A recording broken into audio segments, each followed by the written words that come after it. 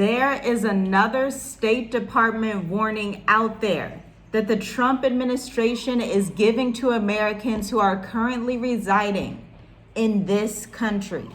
I want you to leave a comment down below if you know what the country is, because President Donald Trump is on standby telling Twitter and everybody online that he is coming to save the Iranians. And of course, the way that he's going to save the Iranians is through airstrikes and maybe other stuff. He says he's looking at his options. But the State Department just a day ago said, if you are an American person, a citizen that is currently residing in Iran or even in the region, you want to leave immediately. Yeah, things are escalating. We definitely see what's going on in Iran with the protests, and a lot of people are being unalived with that. So I want to say a couple weeks ago, President Trump was like, hey, if one person, two person, three person is unalive, I'm going to come in and save them. So it's a lot that's going on. Like I say, if it's not one thing, it's another. You know us, we are going to keep you guys updated, especially the folks that are traveling and expats and want to go to different nations. I know a lot of people don't want to go to Iran, but in that region, you got to be careful when you are flying. So, yeah, stay tuned to the end. Make sure you like the video, comment below, and subscribe to the channel if you haven't. And let's get right into it. Yes, because civil unrest and these demonstrations against the Iranian government are happening in real time. The photos paint a clear picture. Iran is basically on fire. They are ready to get rid of the Ayatollah, which is the leader of Iran. The Iranian people are crying out and they are protesting like something I've never seen before. But allegedly, Iran has unalived at least 600 people of their own nation in the country. And so President Trump is telling everybody, hey, I'm about to come in. I'm coming to your rescue. And Iranians are going on social media begging President Donald Trump to do something about their Ayatollah. And then they have continued internet outages. Now, if you've lived in Africa, or more specifically East Africa, you know that internet outages are a thing during presidential elections. It's a bit of a tactic of a dictatorship, like some of the ones in the Islamic world, and they will cut the internet out so that you do not see what's happening in the country, so the citizens cannot cry out for help. And so the demonstrations were happening, they were taking photos, but now the internet is out, so everybody's like, we actually have no idea what's going on. And even in Qatar, we almost flew through Doha, Qatar to come to Africa, but went through Turkish Airlines in Istanbul instead. Even in Qatar, they're warning people. They see American jets, fighter jets, on the border of Qatar because Qatar is an American ally, okay? So this is making travel and communication much harder, if not difficult. And no U.S. embassy or direct consular services are even available in Iran. That's a little scary, huh? If you're in Iran, I mean, I wouldn't be in Iran. I wouldn't be up there in the Middle East at all right now. But if you're someone traveling through, like some of our clients in the state of the diaspora, who just happened to land recently in Mauritius, sometimes you have to fly through Dubai. At least they're getting here safely, right? Dubai is a neutral territory and is having alliances with America as well. But like I said, the U.S. government will not assist in an evacuation out of Iran. So you want to be very careful of the places where you're going to, which is why I'm happy to tell you about the State of the Diaspora, the 17th edition. Now, the only bad part that I have to tell you, there's a little bit of bad news. This channel gets about 256,000 views per month. And so if you're not subscribed, if you're not watching every video, when we announce these things, the tickets go pretty quickly. Right now, there are already 4 people. We announced this 2 days ago. 4 people in the urgent state of the diaspora that are going to join the group with 40 of our other clients who have already taken the previous states of the diaspora. where they have their 5-in-1 40-page workbook going over the easiest countries to live in sub-Saharan Africa and beyond. We listed 25 banks that they can look into while they're in Africa. A lot of people ask us in the state of the diaspora, they say, can I just open a remote bank account from where I am? Well, not in sub-Saharan Africa. You can do so in somewhere like China if you have a business, but sub-Saharan Africa is not that technologically advanced to the point they allow you to get these things done while you're in America. And so it does require a flight. But what we're seeing right now amongst clients, even in the mature adult intensive, which you can also check out at the link in the description, is that they are not wasting time. Yeah. In record numbers, clients are deciding, I'm going to hop on that plane right now. I'll sell my house while I'm abroad because I can get a power of attorney before leaving America, sign all my documents, and collect my resources while I'm abroad like we did. These are some of the legalities that you need to understand. But if you're listening and learning from people who have not gone through this route, then it'll sound foreign to you. But I digress. Yeah, the sooner the better. That's what's happening right now. We see a lot of turmoil that's happening in the world right now. So the sooner, if you are looking to move, if you are looking to travel, the sooner the better, because things are just gonna keep getting worse. It's gonna keep escalating to the point where everywhere is going, like all the flights is going to be affected to get to your destination. So I don't want to put a time frame on it, but these next couple months is going to be very interesting. That's why we say this is not something that you are going to play with. You got to be serious. And we talk to our clients like, hey, this is what it is. This is the truth. This is what's happening.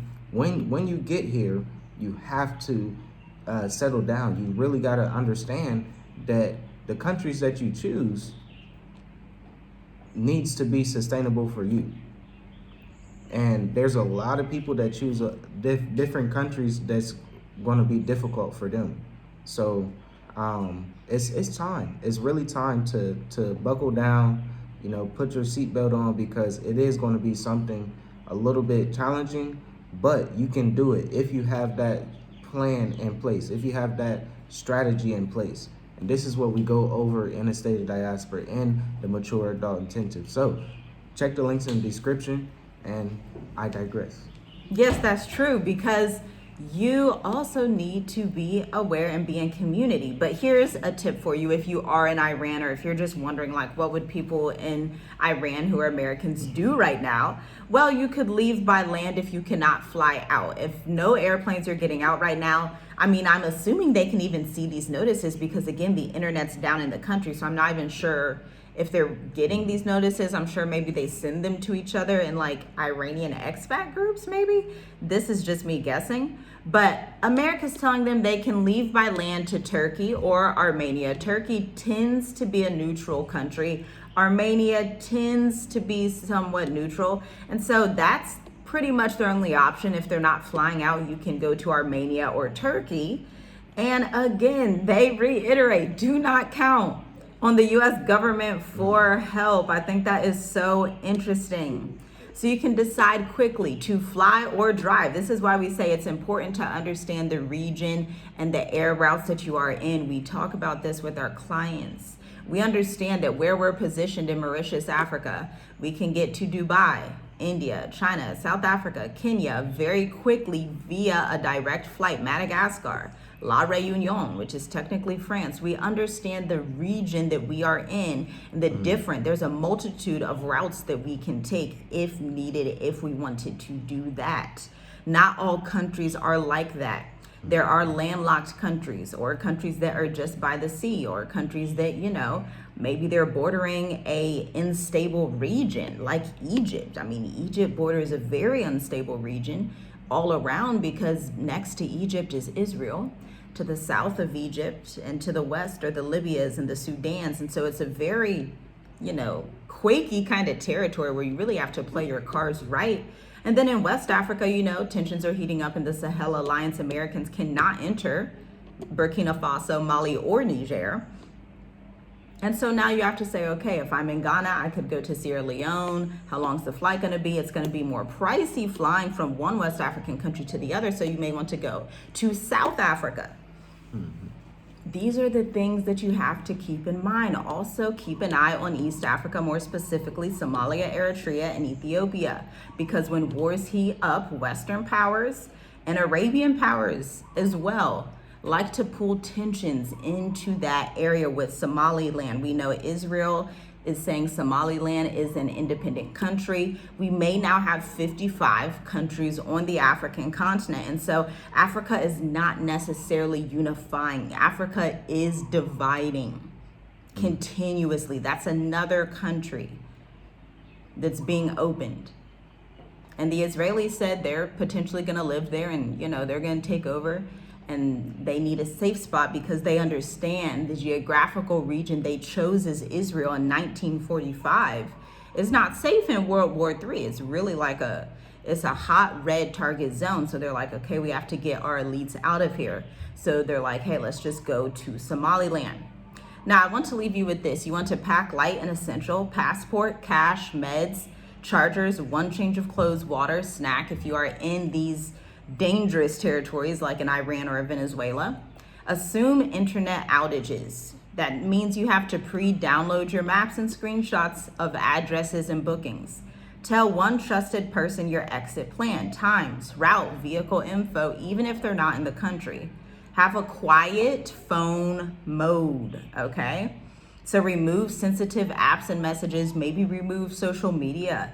Turn off location sharing publicly because you are coming into country. A lot of Americans don't realize when you're going into the Islamic world, you are coming into countries where dictators operate differently than a President Biden or Donald Trump. I mean, President Trump is getting closer to that territory, but truly, some of these countries that you go to, you had better understand their laws and rules because some may go by Islamic laws and rules. Some may be like, no, you better not take that head wrap off, that hijab off. Some may look at you like, no, you're an American, you need to get out of here. Because again, Mexico, Venezuela, and Colombia, they're having paramilitary hunt down Americans right now. So let's be real here. And then keep proof of identity by hand. Don't unnecessarily flash your U.S. identity like an American flag on your shirt. Like, that's totally unnecessary in 2026. When the world is side-eyeing America. But keep your passport copies, your IDs, your birth certificates, your marriage certificates on hand. And if you're stuck, shelter in a secure location.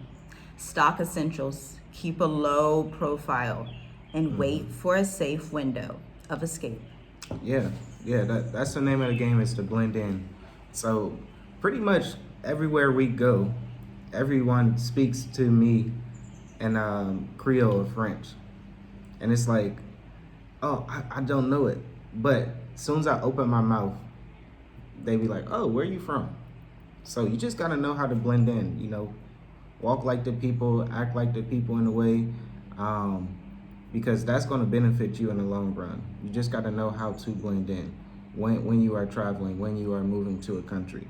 You do not want to stand out in the times that we are in. You really don't. Yeah, but the other part of that is that you look Mauritian. Yeah. So if you are of African descent, this is why it's important to come to Africa. Because you're right. When I go in the mall, if I go to the nail salon, a new lady will come up and she'll speak in Creole. And I'm like, oh, English, sorry. And they even leave comments on the videos, wow, you look Mauritian. And so this is why it's important to come to sub-Saharan Africa, where it's not just explicitly obvious that you're not one of those people. Yeah.